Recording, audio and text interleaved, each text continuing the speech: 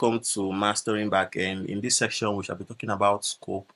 Scope are ways that helps us to categorize variables based on the regions they were created. So we have two kinds of scope.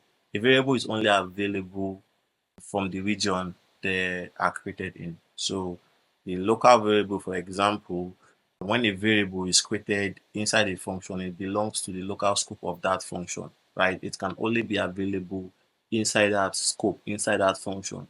When you create a variable in the main body of your Python code, for example, it belongs to the global scope. It is the global variable because it is created in the global scope. It is available everywhere within your Python codes. Let's create a function, say hello, and this function will say hello or print whatever we want it to print. If we create a variable called name variable and then we assign it to value array, string value array, and if we print name, we have access to name in line 5 because we've created the name variable in line 4, and that is a local variable because it exists in the local scope of say hello function. We have access to it in line 5 because line 5 is also within the local scope of say hello function.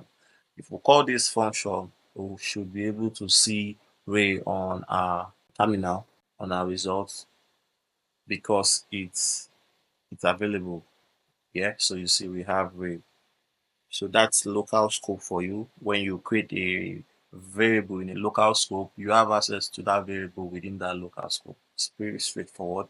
If you return the name variable and you print say hello, you should still have access to it because the say hello function in this case is returning the name variable. So it's returning a local variable to the global scope because that's what the function does. It returns it out.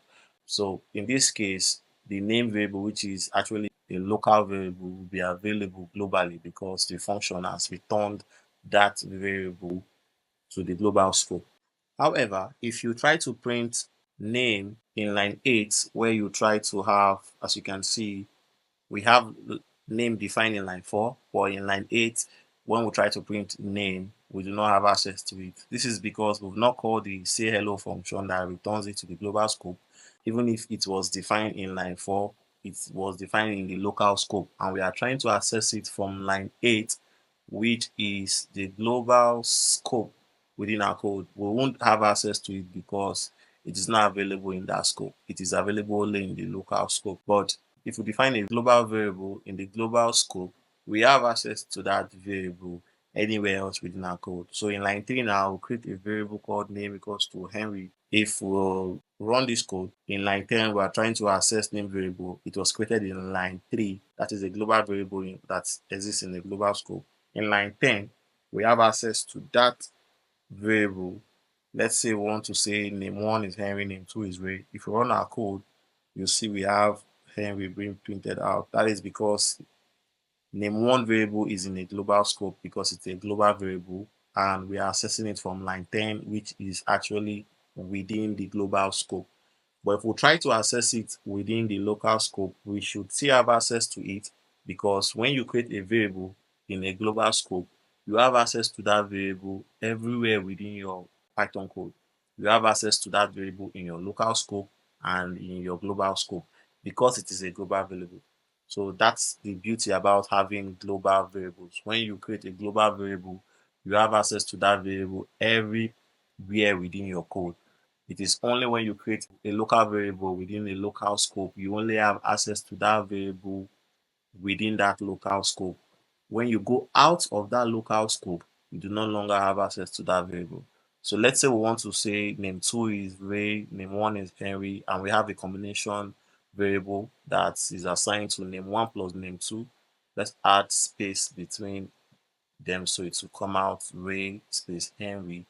We have access to name 1 because it's a global variable. We have access to name 2 because it's a local variable, and we are accessing or returning the combination from the local variable. If we print say hello, we would have a combination of both names because it's a combination of global variable and local variable, or local variable and global variable in this case because they are both accessible in the say hello function. The say hello function, we have access to the global variable, and of course, it will have access to the local variable of the say hello function, right?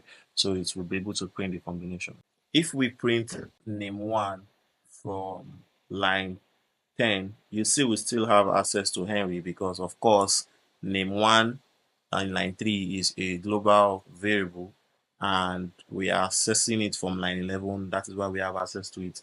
And if we access it from line 6 within the local function, if we call that function, we should have access to name1, which is Henry, because we can access a global variable within the local scope.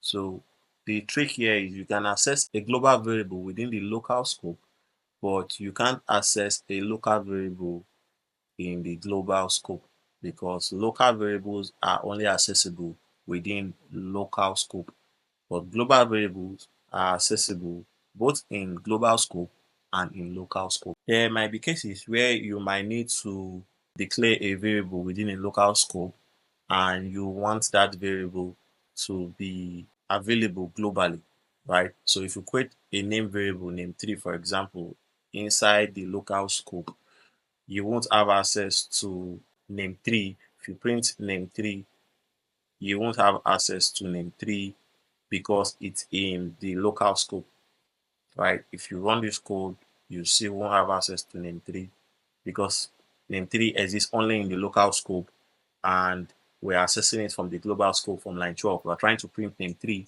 from line 12. So we can make name3 from the global scope. We can make it a global variable by using the global keyword. To do that, we just say global and we put the variable we want to make global. So in this case now, if we run our code, this would make name3 variable, which is equals to peace. It will make it a global variable and it will be accessible in line 13. So when we do that, yeah, if we run our code now, we'll have access to peace and Henry. So let's take off the Henry one. Yeah, so as you can see, we have just the global variable name3, just peace coming out. So that's pretty much how it works. See you in the next section.